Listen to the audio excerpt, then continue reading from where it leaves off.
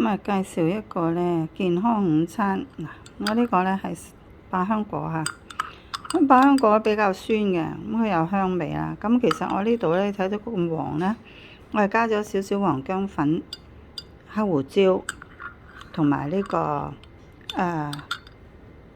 純嘅火麻油，係啦，即係亞麻籽油啦。好啦，咁跟住咧，呢個就係我嘅另外一個午餐嘅餐食啦。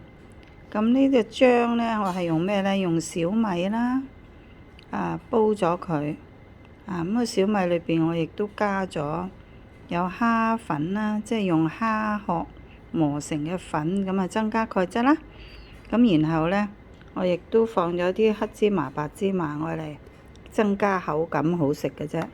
咁我呢度咧，你見到綠色呢啲咧，就有芹菜啦、葱啦、芫茜啦咁嘅。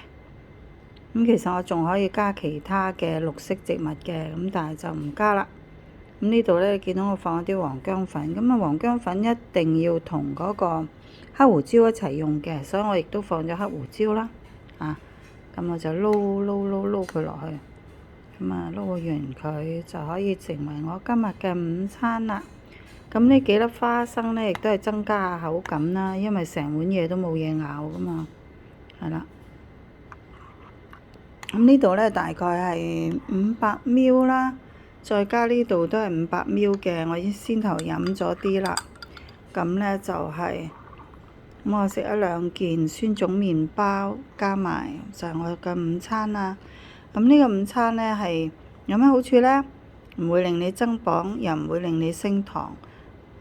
咁百香果咧唔單止有好豐富維他命 C， 佢仲有咧褪黑素，令到你晚上嘅睡眠咧會更加好啲嘅。咁佢裏邊嗰啲籽咧，亦都係幫助腸胃蠕動啦。